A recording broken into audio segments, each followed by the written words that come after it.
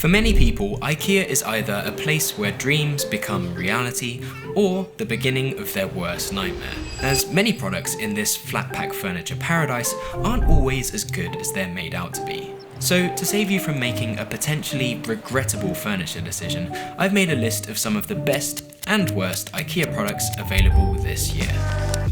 This past year, IKEA added a number of relatively new dining chairs to their lineup, with a few being quite exciting, like their Skugsta, Skugsbo, and Krillbo chairs. In particular, the Skugsta and Skugsbo demonstrate worryingly good value for money, as especially with the Skugsta, I've never seen a brand new, solid hardwood, Windsor-backed chair sell for anywhere near this price point, and I find it hard to understand how IKEA manages to even turn a profit on these.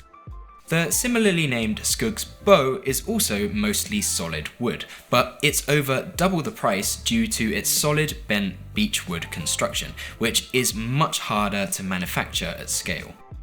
Its curved back and rear legs are quite obviously inspired by Thonnet's No. 14 chair that was launched way back in 1859, which is a true design classic that saw incredible success as one of the very first examples of a self-assembled timber chair, and it was even owned by the likes of Albert Einstein and Pablo Picasso, which kind of makes me want one now.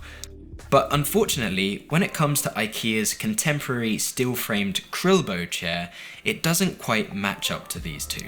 I really wanted to love this chair because its contemporary aesthetic and curved upholstered back and seat look so good, especially at this price point. But when I sat on it for the first time in store the other day, I realised that the chair's back is so far reclined that it makes it almost unusable, as it just leaves you slouched backwards and straining to keep the weight of your torso and your head upright.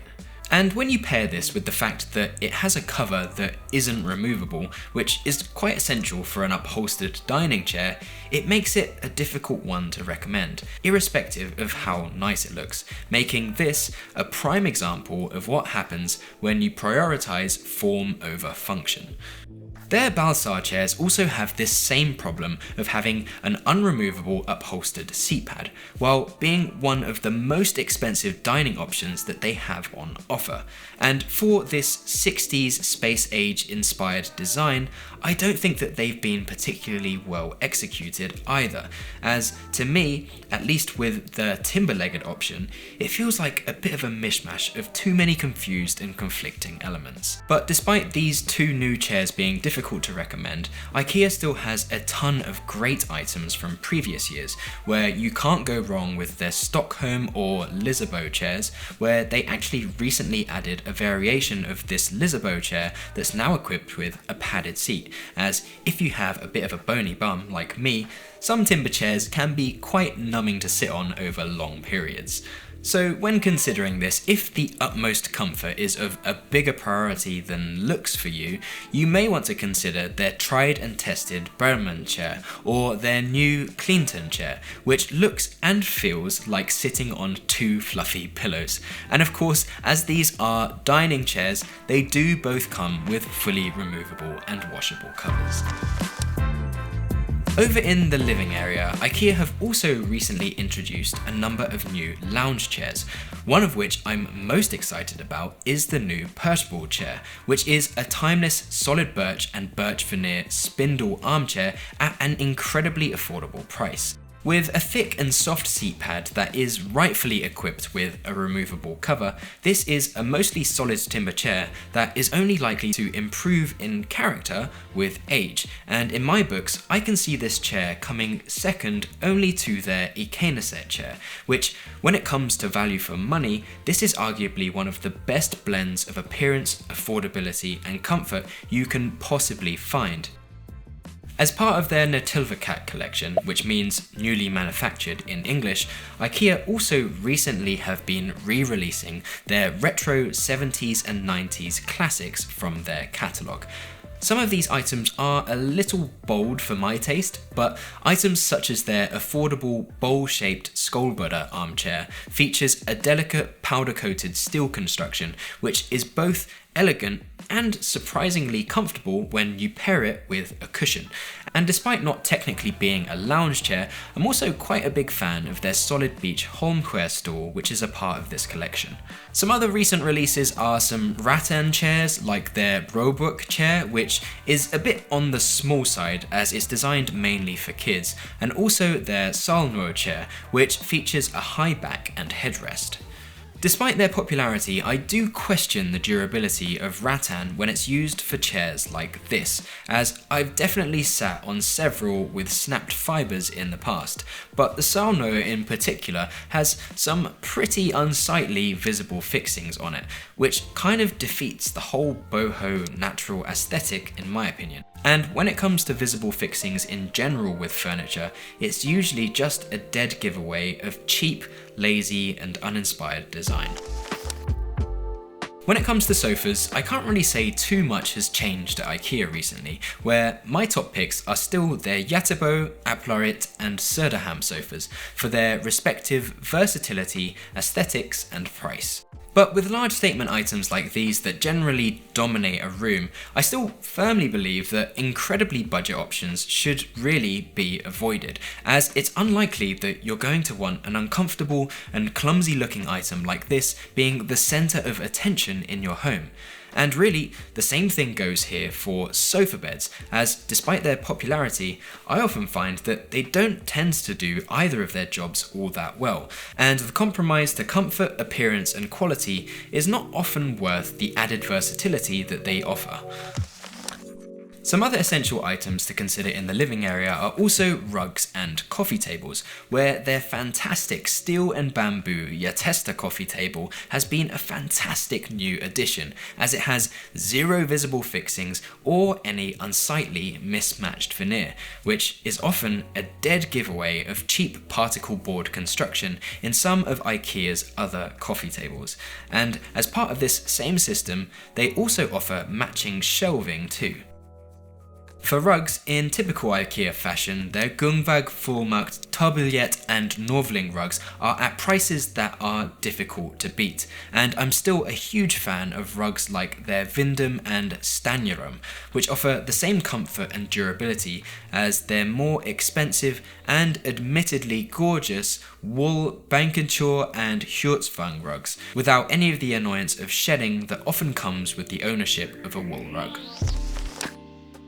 In the bedroom, there have been a few new additions when it comes to beds, but despite them being solid and viable options, I do find their padded headboards, which are the main features of these beds, to look a little bit clumsy and uninspired for something that is so dominating in a room. Personally, I'd be far more inclined to recommend the quiet refinement of their Slatum, Klepstart and Vjevelstart beds, as these cost significantly less and provide a blank canvas for bedding and cushions. But thanks to the steel construction of all of these beds, they're far more durable than their budget softwood and particle board alternatives, which are plagued with scathing reviews. But when it comes to their more premium bed frames, their Björksnäs and Tuffjord are hard to beat, as with the Björksnäs, it's unlikely that you'll be able to find a mostly solid birch hardwood bed like this at this price point, making it fantastic value for money for this type of bed frame. But if you want a nice soft headboard and you're into a luxe or art deco aesthetic, the Tuffjord bed features a beautiful curved padded headboard, which in my opinion looks far better and more luxurious than some of IKEA's less inspired new offerings. In the home office, their new standout desks are their Ridspo and Utespilara desks, where despite IKEA being the usual go-to for budget office setups, their Ridspo desk comes in at a higher price point with an oak veneer finish, back panels and drawers. On this desk, there's also a hook for bags or headphones, and even a glass window into the drawer below, which does seem like a bit of a gimmick to me that I think it may have been better without, as drawers, to me, are typically spaces to hide mess and not display it. Another thing I'd also warn about desk drawers is that they are not best suited to workstation setups, as the thickness of the drawers and the work surface makes for quite an unergonomic typing position, as your knees just tend to get in the way of the drawers. But for occasional use for laptops and things like paperwork, it's definitely a great option that also won't take away from the aesthetic of something like a carefully curated bedroom quite so much. But if you're the owner of a more serious workstation that undergoes heavy usage, their Utuspolara desk may be the way to go. And despite being aimed at gamers, it has some pretty desirable workspace features as well, such as adjustable feet to ergonomically tailor the work surface to your exact height, as well as integrated cable management along the back.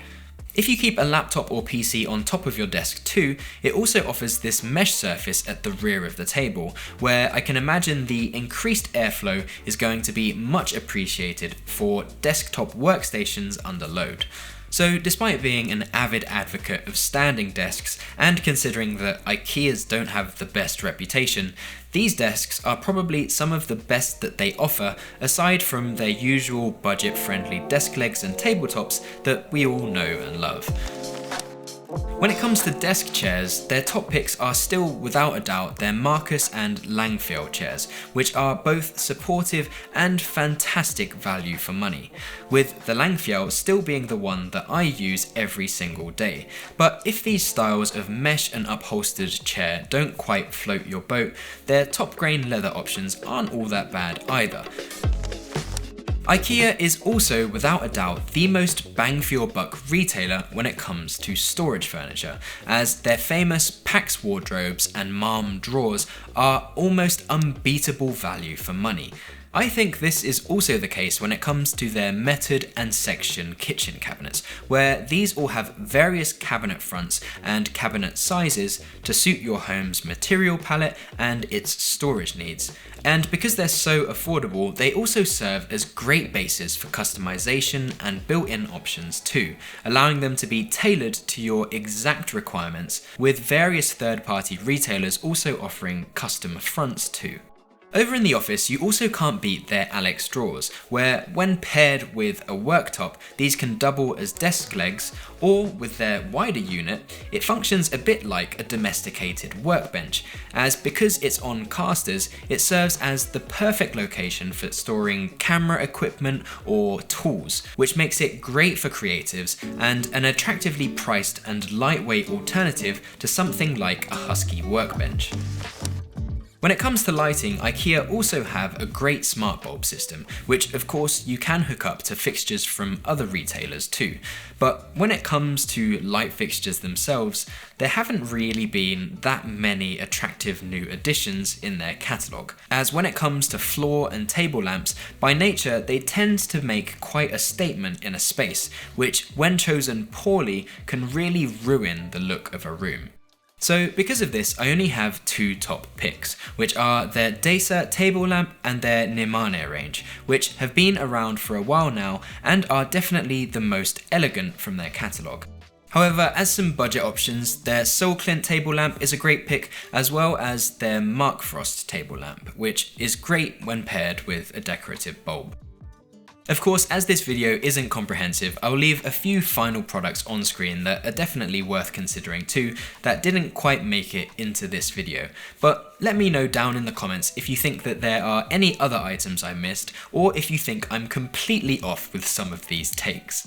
The keen-eyed among you may have also noticed that I've been a bit of a busy boy over the holidays, as our family has now finally moved into a bigger apartment, as we'd pretty much found the limits of what our last space was capable of. So make sure you're subscribed with notifications on if you don't want to miss it when I get around to giving you all a tour. And something I'm also incredibly excited to announce is my new space-saving home optimization course that I'll be releasing later on this year, as a bunch of you have been asking me to help you guys out, and as I simply can't get around to helping all of you, I want to give you guys the tools to squeeze every inch of value out of your home. This is going to be a cohort-based course along with live interactive sessions with me, so there are going to be limited spaces. So I've left a sign-up link down in the description for you guys to register your interest just in case you don't want to miss out once it's released. And finally, thank you all so much for watching, and I'll see you in the next one.